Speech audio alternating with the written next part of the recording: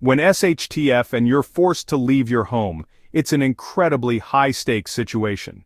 It's not just about having a plan, it's about having the right mindset, the kind of grit that sees you through when everything around you is falling apart. This isn't a drill, this is about real survival, where the margin for error is razor thin and the consequences are as serious as they get. Most preppers focus on the gear in their bug-out bag, cramming it with gadgets and supplies, but the truly successful ones understand there are unspoken rules, principles of behavior, mindset, and strategy that are more critical than any specific item. Today, we're diving into the top 10 unspoken bug-out rules that could save your life. These aren't just tips, these are hard-earned truths forged in the crucible of real-world survival. So stay with me, because what you're about to hear could be the difference between making it through and becoming another statistic. Let's get into it. Now, this first one might sound counterintuitive, especially when we're talking about bugging out, but trust me on this. Your home, your castle, that's your primary fortress. It's the place you know like the back of your hand. You know every creak of the floorboards, every escape route, every nook and cranny where you can hunker down or defend. Your home is likely where the bulk of your resources are stashed. To abandon all that willingly is to put yourself at an immediate disadvantage. Bugging out, hitting the road, it's inherently risky. The decision to bug out should be an absolute last resort. So before you even think about grabbing that bag and heading for the door, exhaust every single option for staying put. Your home is your anchor. Don't cut the rope unless the ship is well and truly sinking beneath your feet. Alright, so let's say the worst has happened, and you've had to make that gut-wrenching decision to leave your home.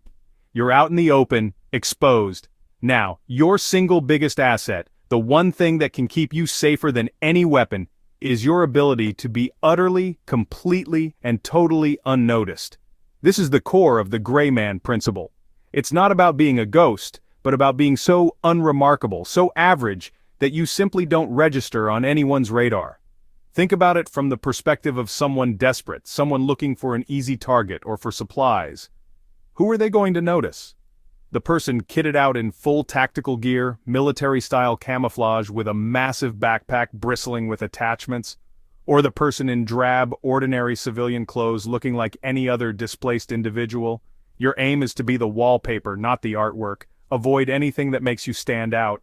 Opt for muted, neutral colors, grays, browns, dark blues, dull greens. It's not just about clothing either. It's about your demeanor, your equipment, even the way you move. Ultimately, the gray man strategy is about threat reduction through anonymity. In a world gone mad, being invisible can be your greatest superpower. In the wild, the quietest creatures are often the most successful survivors. The same principle applies tenfold when you're bugging out in a crisis. Noise, my friends, is a beacon. It's a dinner bell for the desperate and a spotlight for the dangerous. Every unnecessary sound you make is a risk. Silence isn't just golden, it's every precious metal when your life is on the line. Think about the environment you'll be moving through. Even a dropped canteen can echo for miles. Minimize your sound footprint at all times. Establish hand signals for communication. Speak in low whispers only when necessary. Conduct your activities with stealth. Secure loose items. Pad things that clank together. Cultivate silence, practice it, and it will serve you well. When you're out there, whether moving through a shattered city or navigating a desolate wilderness, the world becomes a 360-degree threat environment. Danger isn't going to politely announce itself from the front.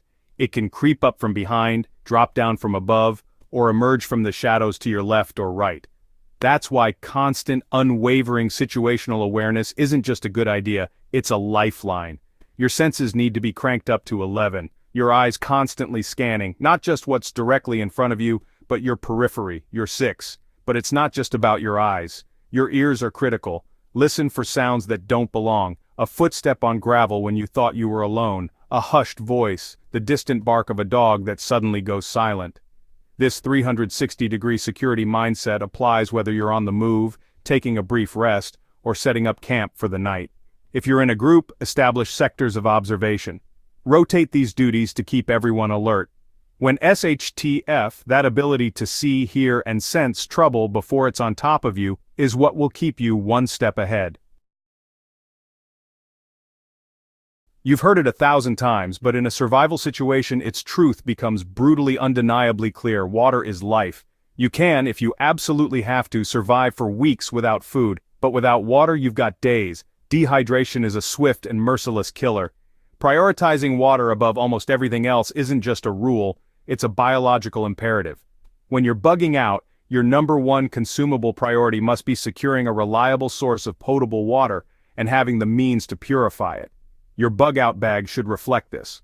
Water bottles or hydration bladders, yes, but critically, multiple methods of water purification. A good quality filter is essential, something that can remove bacteria and protozoa. But don't rely on just one system. Purification tablets, iodine or chlorine dioxide, are lightweight, effective, and take up minimal space. And then there's the oldest method of all, boiling.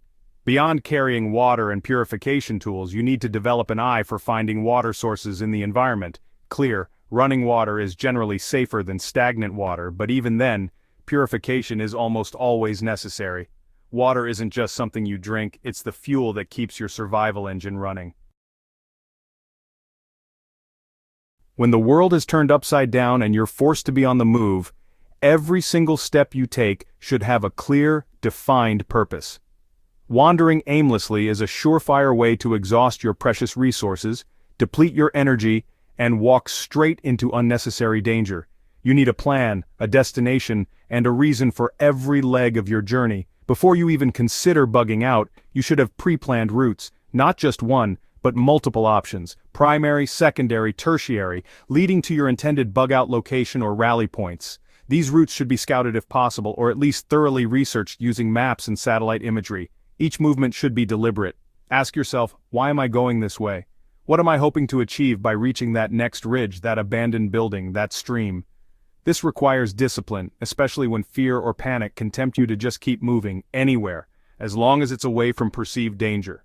Conserve your energy by moving efficiently and with intent. Use landmarks. Pace yourself. Purposeful movement keeps you focused, it conserves your resources, and it significantly increases your chances of reaching safety. In a survival situation, you are a closed system with finite resources. Every calorie, drop of water, and charge in your batteries is precious. Once it's gone, it might be gone for good. Become a master of efficiency, especially with your energy. Your body is your primary tool and energy is its fuel. Avoid unnecessary exertion. Think about how you move. Take the most efficient path. This principle extends to all your supplies. Ration water and food carefully. Maintain your equipment to extend its lifespan. Conserve to increase your resilience in prolonged adversity. No matter how meticulously you've planned, no matter how much gear you've stockpiled, Murphy's Law will be your constant companion in a SHTF scenario.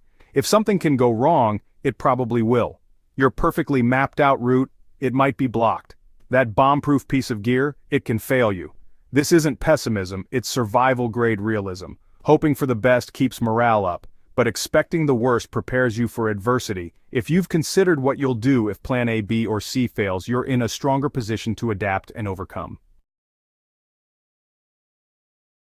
We've talked a lot about gear, about skills, about strategy, but the most powerful tool you possess in any survival situation is your mind.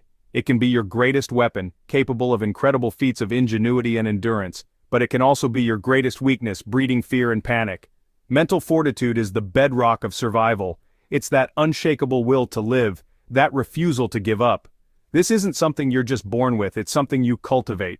Adaptability is another crucial mental asset. The ability to think on your feet, to improvise, is invaluable. Problem-solving skills, the capacity to look at a challenge and figure out a way through, around, or over it. When society tears, when systems collapse, when SHTF official help will likely be overwhelmed or non-existent. In those critical first hours, you are the cavalry. You are your family's first and only line of defense. This is a heavy responsibility, but one you must shoulder. The safety of your loved ones rests on your shoulders. Indecision can be fatal. Make a decisive call. So, there you have it. 10 unspoken rules that go far beyond just what's packed in your bug-out bag. These principles are about cultivating a survival instinct, a way of thinking and acting that can see you through the unimaginable. When the chips are down, it's not the fanciest knife or the most expensive tent that will save you. It's your ability to stay calm, think clearly, adapt to changing circumstances, and make sound decisions under extreme pressure. These rules are your invisible toolkit, always with you, always ready.